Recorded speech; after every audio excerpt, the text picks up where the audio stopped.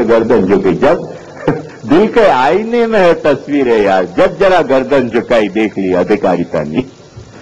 એટલે ઝુકાવી જ દે ગરદન અને પછી ગુસાઈ મહારાજ જે કહ્યું કે હવે વાંધો નથી, જે ગરદન ઝુકે તેને ઝુકવું ઈલા. આપણે કોઈને કહેવાનું નહીં કે આમાં હું એ નહીં કહું ને તમે નહીં કહો.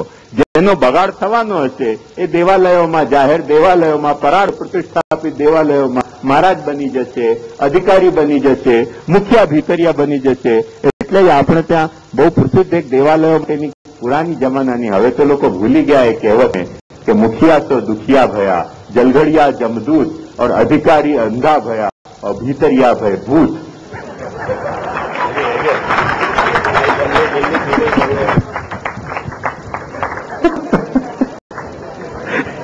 પહેલા પુરાના જમાનામાં બધા લોકો જાણતા હતા, હવે આપણે ભૂલી ગયા એ કહેવતને. પણ તમારામાં કેટલાક ઘરડા હશે ને એમને કહેવત યાદ હશે, હજી પણ સાંભળેલી કે દુખિયા તો દુખિયા ભયા. માટું નહીં લગાડતા ભાઈ, મને ખ્યાલ નહીં તમે અહીંયા બિરાજેલા છો.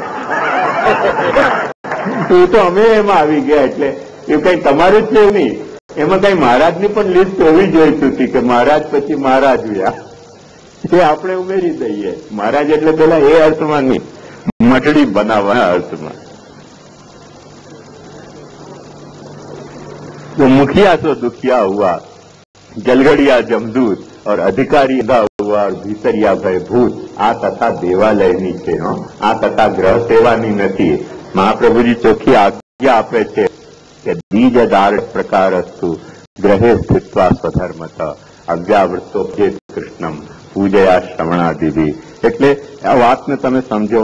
અને તેથી જ શ્રી મહાપ્રભુજી અતિ સુંદર આજ્ઞા કરે છે કે જ્યારે જો કેટલાક સુંદર વચનો છે, ચાસની ઘોલતા વચનો છે, જે તમને સ્વાદ માણતા આવડતું હોય તો મહાપ્રભુજી કહે છે કે સર્વેશાંતુ ફલમ મોક્ષો. જેટલા પણ પ્રાણી સંસારમાં પેદા થાય છે, આ ભવસાગરમાં જે પ્રાણી આવી રહ્યા છે એ બધા ડૂબવા માટે આવી રહ્યા છે. ફલ કોને મળે છે? કે જેને ભવસાગરમાંથી તારી લેવામાં આવશે. બંધ કરું. ભવસાગરમાંથી જેને તારી લેવામાં આવે છે, જેનો ઉદ્ધાર કરવામાં આવે છે, તે મુક્ત થાય છે. તેથી સર્વેશાંતુ ફલમ મોક્ષો. હવે સર્વેશાંતુ ફલમ મોક્ષો એની લિસ્ટ જો આપણે જોવી હોય ને કે કોનો કોનો ફલ મોક્ષ છે, તો સૌથી પહેલો તો પૂજનાનો. શાસ્ત્ર એમ કહે છે અહો બકીયમ સ્તનકાલકૂટમ જિઘાંતયા પાય યદપ્યતાદ્ધિ લેભે ગતિન ધાતૃપિતામ તતોન્યમ કંવાયાલુમ શરણમ ભજે. આ અજ્ઞાનની સાક્ષાત મૂર્તિમાંથી લક્ષ્મીના જેવી છમછમ કરતી કૃષ્ણના ઘરના નંદ યશોદાના ઘરમાં કૃષ્ણને વિષલિપ્ત સ્તન પાવવા આવનારી પૂતના ને પ્રભુએ પહેલી સદગતિ પ્રદાન કરી, મોક્ષ આપ્યો. આ લિસ્ટમાં સૌથી મોખરે નામ પેલા અજ્ઞાનનું છે, જે કૃષ્ણને વિષ પીવડાવવા માંગે છે લક્ષ્મીનો રૂપ ધારણ કરીને. અજ્ઞાન જયારે નંદાલયમાં ઘૂસવા માંગે ને, સિદ્ધાર્થને સમજ્યા વિના લક્ષ્મીના રૂપ ધારણ કરીને અજ્ઞાન જયારે નંદાલયમાં ઘૂસે છે, કૃષ્ણને ઘરમાં નંદ યશોદાના ઘરમાં બિરાજતા કૃષ્ણને વિષપાન કરાવવા માટે ભગવાન તેને મોક્ષ આપે છે. એ સૌથી મોટો લિસ્ટમાં સૌથી પહેલે મોખરેનો મહિનો છે. અને એ લિસ્ટ ધીમે ધીમે વધતી જાય છે. પછી પૂતના, પછી તૃણાવર, પછી આ શકટાસુર વગેરે વગેરે. એની મીમાંસામાં આપણે આજે જઈ નહીં શકીએ, પણ અજ્ઞાન પૂતના એ પહેલી અને પછી છેલ્લી તો એમાં હોતી જ નથી. આજ દિવસ સુધી એ કથા ચાલી રહી છે કે જીવતા ફલમ મોક્ષો, જે છે જે બધાનો સર્વેશાંતુ ફલમ મોક્ષો. જે આ ભવસાગરમાં આવ્યો તેના ઉપર પરમાત્મા પુષ્ટિ કરે તો એને મોક્ષ દાન કરે છે. તે પુષ્ટિ એક પ્રકારની પુષ્ટિ, જે મોક્ષ આપનારી પુષ્ટિ. પણ મહાપ્રભુજી કહે છે કે એ તો મોક્ષ આપનારી પુષ્ટિ, તે પુષ્ટિનો તો મેદાન છે, મોકળો મેદાન છે. એમાં વાઘ છે, વરુ છે, સાપ છે, અજગર છે, ઘણા બધા છે. અને એમાં હું એની ગેરંટી ના આપી શકું. એની ગેરંટી હું ના આપી શકું કે તમને જંગલથી થઈને જવું હોય અને કૃષ્ણને તમારી પાછળ આવવું હોય, સુરક્ષા કરવા તો કરે, એમાં મિયા બીબી રાજી ક્યાં કરેગા કાજી? એની ગેરંટી હું ના આપી શકું. હું તો આ મેદાનમાંથી એક સરખો ભક્તિ માર્ગ બનાવી દેવા માંગુ છું. આ જ મેદાનમાં, પેલા પુષ્ટિના મેદાનમાં, જેમાં ગાળો આપનારને પણ મુક્તિ આપવામાં આવી છે શિશુપાલને. હવે કોઈક જગન્ય એમ કે બે સિદ્ધાંત તો તે જ વખતે સ્થાપિત થઈ ગયો જે દિવસે 100 ગાળો આપનારને ભગવાને મુક્તિ આપી, તો 100 ગાળો આપનારને મુક્તિ આપી ત્યારે 100 ગાળો આપવાનો સિદ્ધાંત તે જ વખતે સ્થાપિત થઈ ગયો. ભાઈ સાહેબ, એક વખતે જાહેર મંદિરમાં જઈને 100 ગાળી આપી જુઓ ને. શા માટે નથી આપતા? સિદ્ધાંત સ્થાપિત થઈ ગયો તો. સિદ્ધાંત સ્થાપિત નથી થયો, એ તો પુષ્ટિ સ્થાપિત થઈ છે કે ભગવાન ગાળો આપનારને પણ મોક્ષ આપે છે, ભગવાન જે છે તે દ્વેષ કરનારને પણ મોક્ષ આપે છે, વિષપાન કરાવનાર પણ મોક્ષ આપે છે, ખતમ કરવા આવતો હોય તેને પણ ભગવાન મોક્ષ આપે છે. કેમ કે પ્રોબ્લેમ એ છે ભગવાનની કે ભગવાનને આપણે ખતમ કરવા માંગીએ પણ ખતમ થાય તેનું નામ ભગવાન જ નહીં, અને ખતમ થાય તેનું નામ ભગવાન નહીં. એટલે ભીત ઉપર આપણે દડો પછાડી તો દડો ક્યાં જાય? ભીતને વાગે કે પાછું વાગીને આપણને વાગે? એટલે આપણે જયારે ભગવાનને ખતમ કરવાનો દડો ભગવાન ઉપર પછાડવા માંગતા હોઈએ તો દડો પાછો ફરીને આપણા માથે અને આપણે ઢીસું થઈ જઈએ. આવું થતું હોય છે. એટલે એ વાત સમજો કે જે ભગવાનને ખતમ કરવા માંગે છે તેમને ભગવાન મોક્ષ આપી દે છે. તો પછી જ્ઞાની હોય, જ્ઞાની પણ કેટલાક એવા હોય છે કે જે ભગવાનને ખતમ કરવા માંગે. આપણને ખબર ન પડે કે જ્ઞાની કેવી રીતે ભગવાન ખતમ કરે. જ્ઞાની જે છે ને તામસ વાસનાથી ભગવાનને ખતમ ન કરે, જ્ઞાની જે છે ને સાત્વિક વાસનાથી ભગવાનને ખતમ કરવા માંગીએ. તમને પ્રશ્ન થશે જ્ઞાની કેવી રીતે ભગવાનને ખતમ કરે? ના, જ્ઞાની એ ખતમ કરે. કેમ કે જ્ઞાની એમ કે સોહમ સોહમ તે જ હું છું, હું જ સાક્ષાત પુરુષોત્તમ. ઈ જ્ઞાની ચોપડા વાંચીને એમ કેતો હોય કે તમે બધા સાધારણ ચાલુ ખાતાના પુષ્ટિ જીવો નહીં, હું પુરુષોત્તમ અહમ બ્રહ્મામી. જયારે એ કહીને પેલા બ્રહ્મને ગાયબ કરતો હોય કે હું જ બ્રહ્મ ત્યારે એ જ્ઞાની એ પુરુષોત્તમને ખતમ કરવા માંગે છે તમારા ઘરમાં બિરાજતા. તો તમારા ઘરમાં બિરાજતો પુરુષોત્તમ નહીં, એ તો ગુરુ, અને હું પુરુષોત્તમ જે ગુરુ તે. એવા જ્ઞાનપતા હોય તો જ્ઞાનીને ભગવાન ભક્તિ નથી આપતા, મોક્ષ આપે છે. જેમ કૃષ્ણને આપ્યો, જેમ કંસને આપ્યો, જેમ શિશુપાલને આપ્યો. કેમ કે સાત્વિક વાસનાના કારણે એને આવી ખોટી બુદ્ધિ જાગી જતી. ખોટી કે સાચી જે બુદ્ધિ હોય તે જાગી જતી છે કે હું પુરુષોત્તમ, અમે બધા પુરુષોત્તમ.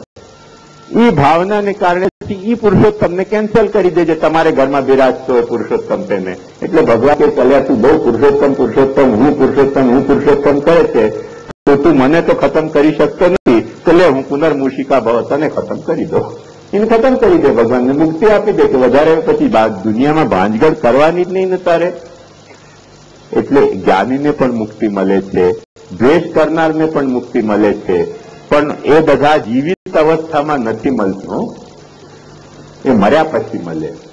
જીવતા તો મહાપ્રભુજી એક જ વાત કહે છે કે ન કેવલમ ઐહિકો ક્લેશ કિંતુ પરલોકોપી નશ્યતિ. પરલોક કેવી રીતે નષ્ટ થાય? તમને એમ થશે પરલોક પણ નષ્ટ થઈ જાય. કેમ કે આપણે ત્યાં સેવાનું ફળ સેવા બતાવ્યું છે, અને સેવાનું ફળ સેવા બતાવ્યું છે. અને જે પુષ્ટિ ભક્ત આ લોકમાં સેવા કરે છે એને ભક્તિની વાસનાને કારણે, સેવાની વાસનાને કારણે પરલોકમાં પણ સેવા જ મળે છે. ભગવાનમાં મુક્તિ નથી મળતી, એને ભક્તિ જ મળે છે. એટલે આ લોક પણ એનો સચવાઈ જાય છે અને પરલોક પણ એનો સચવાઈ જાય છે. પણ જે પોતાને જ પુરુષોત્તમ માનીને ચાલતો હોય છે તેને આ લોકમાં ભક્તિ નથી મળતી. કેમ કે એ ભક્તિ કરી શકતો નથી, પછી મુખિયા ભક્તિ કરે, દિનકરિયા ભક્તિ કરે, જલગડિયા ભક્તિ કરે, અધિકારી ભક્તિ કરે, મનોરથીઓ મનોરથ કરાવે ના ઠાકોરજીના. એ પોતે મનોરથ ન કરાવે, એને પાલના ઝુલાવવું હોય તો ગાંઠના નાણા ન ખર્ચે. કોઈ શેઠિયાને બોલાવે કે લ્યો અમારા ઠાકોરજીને તમે જરા પાલના ઝુલાવી દો ને. એને 56 ભોગ ધરવા હોય તો ગાંઠના નાના ન ખર્ચે, એને ગાંઠના નાના મારુતિ કારમાં ખર્ચી દે, રેફ્રિજરેટરમાં ખર્ચી દે, વિડીયોમાં ખર્ચી દે ગાંઠના નાના, અને શેઠિયાના ના ખર્ચે 56 ભોગમાં. એટલે એને શું મળે ઘરવાળે? એને ઈ જ મળે, વિષય વાસનાને કારણે વિષય જ મળે, કૃષ્ણ ના મળે. અને શેઠિયાને પછી મુક્તિ મળી જાય. કેમ કે એનો બગાડ થવાનો છે બિચારાનો, એને કઈ ભક્તિ મળે? તો ભગવાન કે છે કે આ બંનેને મર્યા પછી હું મુક્તિ આપી દઈશ. પણ ભક્તિ કોને મળે? એની પાકી શરત જો. ભક્તિ તો એને મળે કે જે ઘરમાં રહીને પોતાના તનથી, પોતાના ધનથી બીજ દાઢ્ય પ્રારસ્તુ ગ્રહે સ્થિત્વા સ્વધર્મતા અવ્યાવૃતો ભજેત કૃષ્ણમ, એને ભક્તિ મળે. તેથી આચાર્ય ચરણ અહીંયા આજ્ઞા કરે છે બહુ સુંદર કે જીવતાંતુ સર્વેશાંતુ ફલમ મોક્ષો જીવતામ હરિણા સહ લીલયા પરમમ સૌખ્યમ તતો ભક્તિ રિહોચ્યતે.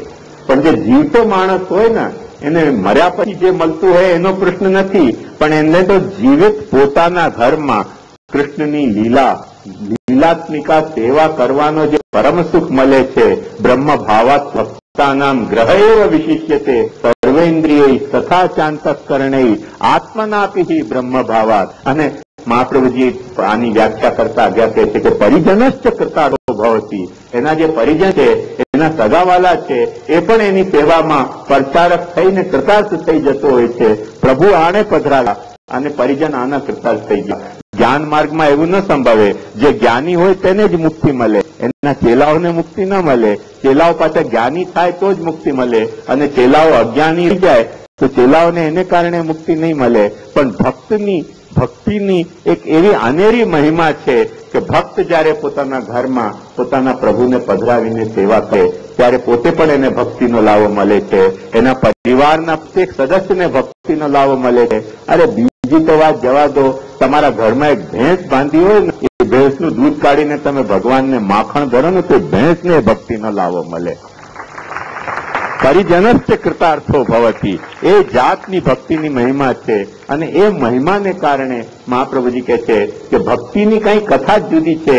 એ ઈશાનું કથા છે, ઈશસ્ય અનુગામી નામ કથા. એક એવી કથા કે જેની શરૂઆત થાય છે ઈશથી, અને જેની પાછળ ઈશને ફરનારા, ઈશનું અનુસરણ કરનારા આખો એક પરિવાર છે ભક્તનો, કે જેમાં કોઈ પિતા છે, કોઈ માતા છે, કોઈ પતિ છે, કોઈ પત્ની છે, કોઈ પુત્ર છે, કોઈ પુત્રી છે, કોઈ સ્વામી છે, કોઈ સેવક છે, કોઈ ગ્રાહક, કોઈ માણસ છે, કોઈ ભેંસ છે. એ બધા જ ઈશાનું કથામાં એવી રીતે વણાઈ જાય છે કે આખું એમનું જીવન ઈશની કથામાં ચાલી રહ્યું છે. મને જે થઈ રહ્યું છે એ ઘરમાં તે બધું ઈશની કથાનું થઈ રહ્યું છે. તેથી શ્રી મહાપ્રભુજી આજ્ઞા કરે છે કે નિવેદિવી સમર્પ્યૈવ સર્વમ કુર્યાદ ઇતિ સ્થિતિ. તમારા ઘરમાં જે કાંઈ ચાલી રહ્યું છે, અને ટીકાકારોએ ત્યાં સુધી વ્યાખ્યામાં ખુલાસો કર્યો છે કે ભક્ત જયારે સૂતો હોય છે ત્યારે પણ સેવા કરે છે. તમને આશ્ચર્ય થશે કે સૂતો માણસ સેવા કેવી રીતે કરે, પણ સમજો એ વાતને, સરળતાથી સમજો આ સિદ્ધાંતને કે જયારે તમે સૂઈ રહ્યા છો ત્યારે તમે તમારા શરીરને સવારે સેવા કરવા માટે ચુસ્ત બનાવી રહ્યા છો, સ્ફૂર્તિમાન બનાવી રહ્યા છો. અને સ્ફૂર્તિમાન બનાવી રહ્યા છો તો તમે સૂઈ રહ્યા છો એ પણ સેવા છે, અને તમે જાગીને પ્રભુની સેવામાં લાગ્યા એ પણ સેવા છે. તમે પરણી રહ્યા છો કે તમારી એક સંગીની, જીવન સંગીની નહીં પણ કૃષ્ણ સેવા સંગીની તમને મળે તો તમે પરણી રહ્યા છો તે પણ એક સેવા છે. અને તમે પુત્રોત્પાદન કરી રહ્યા છો તો પુત્રોત્પાદન કરી રહ્યા છો એ તમારી કામ વાસના નથી, એ તમારી કૃષ્ણ વાસના છે. કે કૃષ્ણનું ધન તમે તમારા ઘરમાં સાચવીને રાખ્યો છે તેનો વાર્તા લેનાર પણ તો કોઈ હોવો જોઈએ કે નહીં તમારા ઘરમાં. તમારા પછી કે ગ્વાલ મંડળીમાં વાંદાના ઈંડા ભરવા માટે એ કૃષ્ણ છે તમારા ઘરમાં આવ્યો છે. આ જે અલૌકિક નિધિ તમારા ઘરમાં આવી છે એ પોતાના મુખારવિંદ ઉપર વાંદાના ઈંડા ભરવા માટે પ્રગટી છે કે કોઈકને એનો વારસો મળવો જોઈએ. જેને એનો વારસો મળવો જોઈએ એ પુત્ર તમારો કૃષ્ણ વાસનાથી પ્રકટ થયેલો પુત્ર છે. તો પુત્રોત્પત્તિ પણ તમારી કૃષ્ણ વાસનાથી છે.